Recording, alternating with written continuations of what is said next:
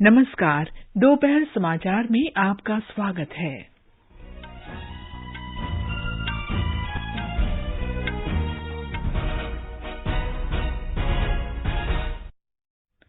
गुजरात विधानसभा चुनाव के पहले चरण की अधिसूचना जारी होने के साथ ही नामांकन प्रक्रिया शुरू।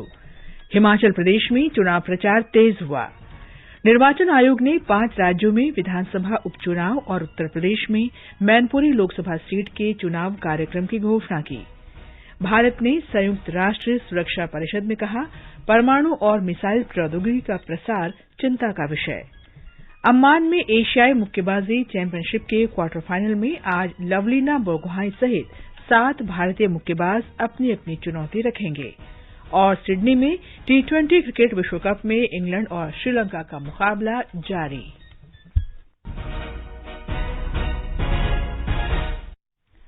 दोपहर समाचार के साथ मैं कनकलता। गुजरात में विधानसभा चुनाव के पहले चरण की अधिसूचना जारी होने के साथ ही नामांकन प्रक्रिया शुरू हो गई है। इस चरण में सौराष्ट्र, कच्छ और दक्षिण गुजरात की 89 विधानसभा सीटों के लिए 1 दिसंबर को मतदान होगा। पहले चरण के लिए 14 नवंबर तक नामांकन भरे जा सकते हैं। हमारे संवाददाता ने बताया है कि राज्य में राजनीतिक गतिविधियां तेज हो गई हैं। सत्तारूढ़ भारतीय जनता पार्टी ने अपने घोषणा पत्र के लिए जनता से सुझाव प्राप्त करने के लिए आज गांधीनगर में अग्रेसर गुजरात अभियान की शुरुआत की। पार्टी आगामी चुनाव के लिए अपने उम्मीदवारों के नामों को भी अंतिम रूप दे रही है। केंद्रीय गृह मंत्री अमित शाह की अध्यक्षता में गांधीनगर में 3 दिवसीय राज्य संसदीय बोर्ड की बैठक आज संपन्न होगी। कांग्रेस के वरिष्ठ नेता और अखिल भारतीय कांग्रेस कमेटी के सचिव हिमांशु व्यास के इस्तीफे के बाद कांग्रेस पार्टी को झटका लगा है, तो दूसरी तरफ दिल्ली के मुख्यमंत्री और आप के राष्ट्रीय संयोजक अरविंद केजरीवाल आज कच्छ में और पंजाब के मुख्यमंत्री भगवंत मान अहमदाबाद में विभिन्न स्थानों पर तिरंगा यात्रा में हिस्सा लेंगे। अपर्णा खून, आकाशवाणी समाचार, अहमदाबाद। हिमाचल प्रदेश विधानसभा चुनाव का प्रचार तेज हो गया है। मतदान में केवल 5 दिन बचे हैं। विभिन्न राजनीतिक दलों के प्रमुख नेता जनसभाएं कर रहे हैं। भारतीय जनता पार्टी के वरिष्ठ नेता और प्रधानमंत्री नरेंद्र मोदी आज राज्य के 1 दिन के दौरे पर हैं। उन्होंने मंडी जिले के सुंदरनगर में जनसभा को संबोधित करते हुए कहा कि देवभूमि हिमाचल से उनका गहरा संबंध रहा है।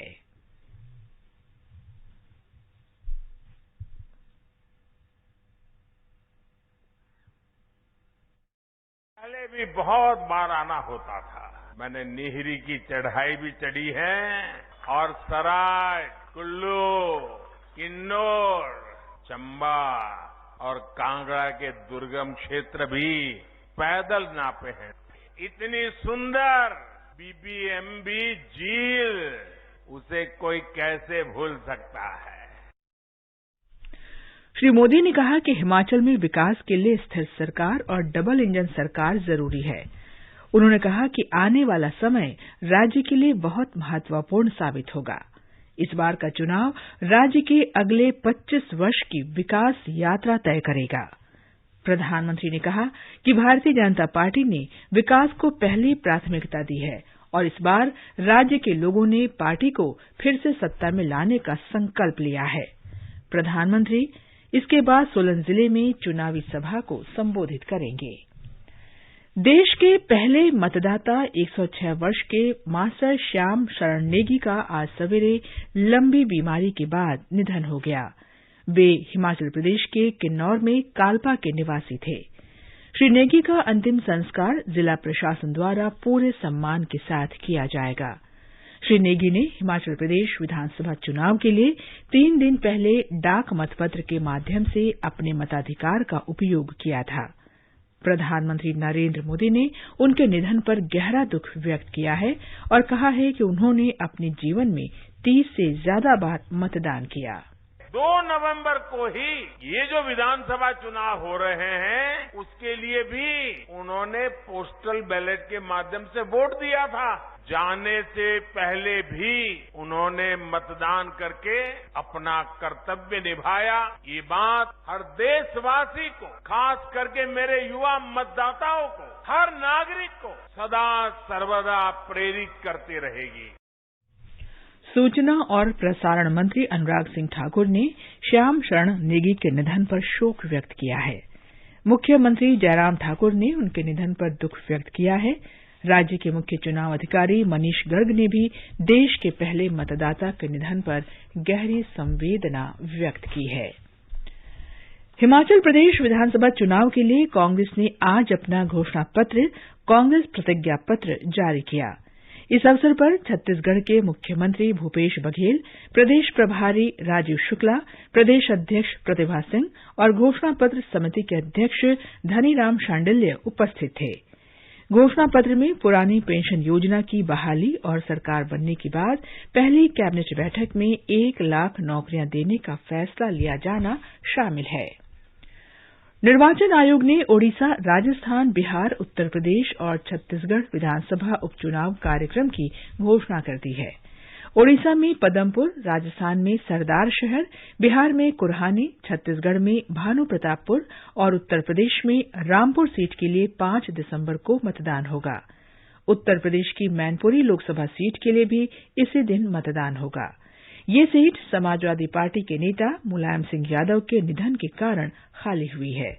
मतगणना 8 दिसंबर को होगी। ये समाचार हमारी वेबसाइट newsonair.com/hindi और हमारे mobile app news on AIR पर भी उपलब्ध हैं। कंपटीशन की अगर आप कर रहे हैं तैयारी तो उनके लिए ऑल इंडिया रेडियो पर हम लाए हैं अभ्यास, एक ऐसा कार्यक्रम जिसमें आप पूछेंगे सवाल व्हाट्सएप नंबर 9289094044 पर या फिर ईमेल करेंगे abhyas.airnews@gmail.com पर और हमारे विशेषज्ञ देंगे इसका जवाब। आपका अभ्यास हमारा प्रयास।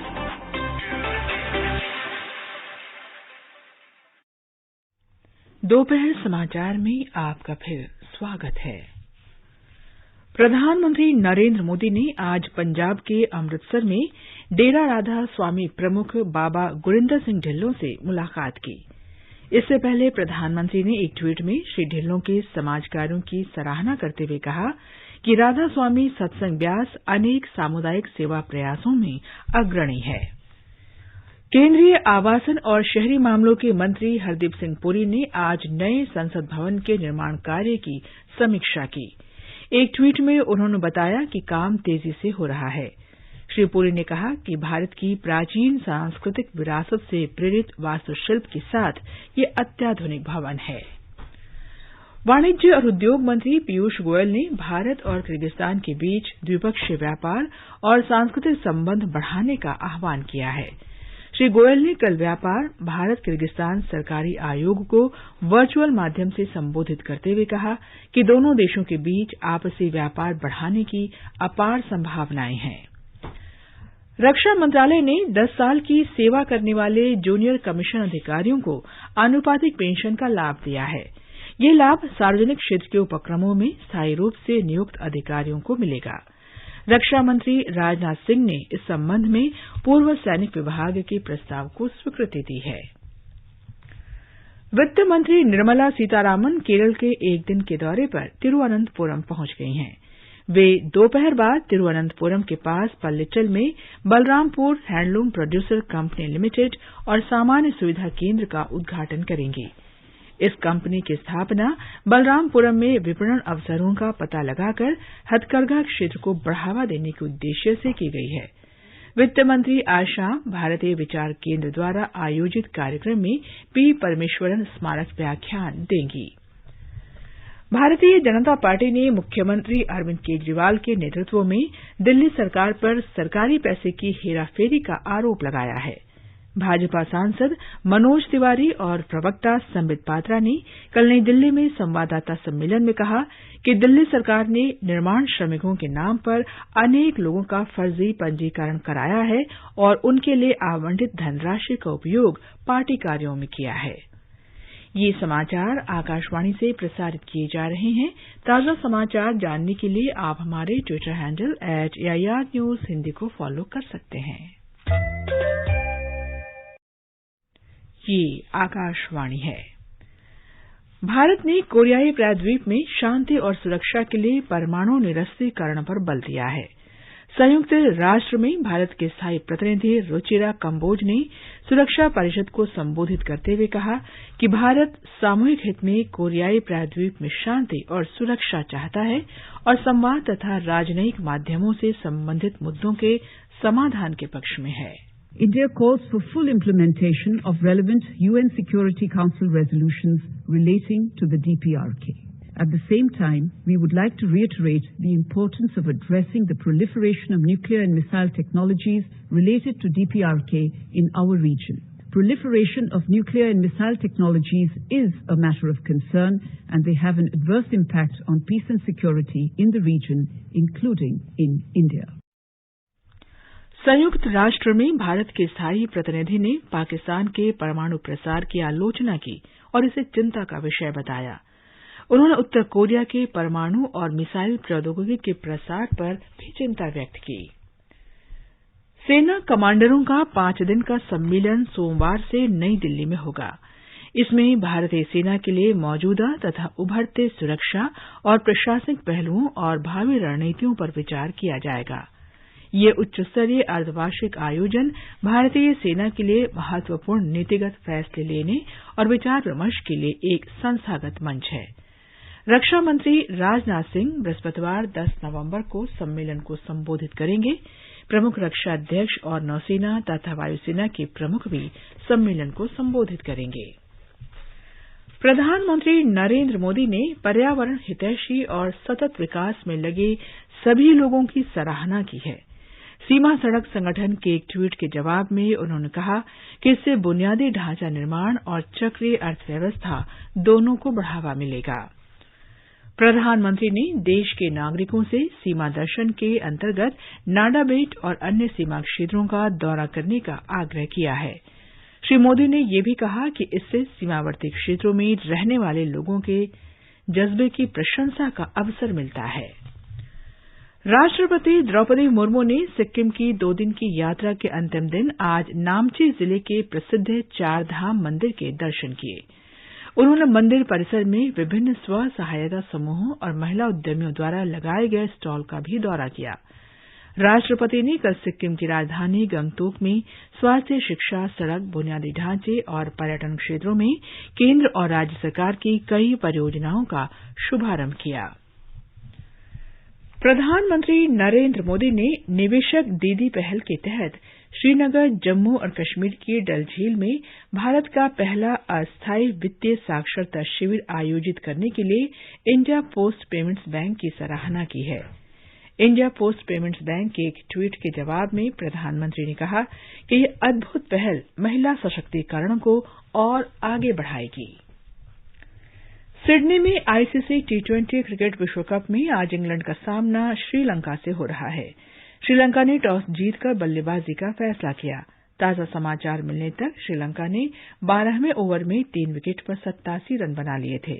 टूर्नामेंट में कल भारत का मुकाबला जिम्बाब्वे से और पाकिस्तान का सामना बांग्लादेश से होगा।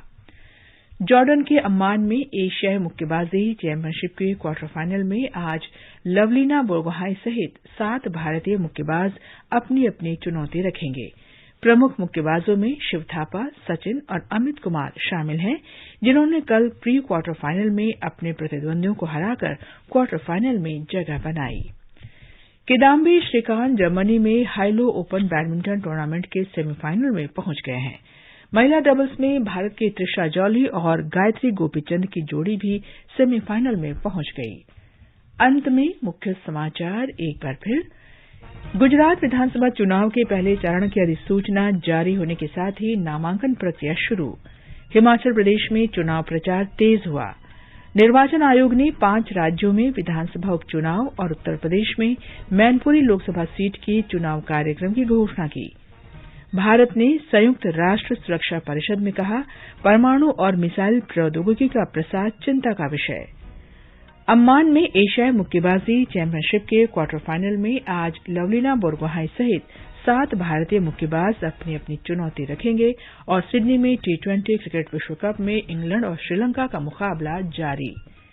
इसके साथ ही दोपहर समाचार का ये अंक समाप्त हुआ। नमस्कार।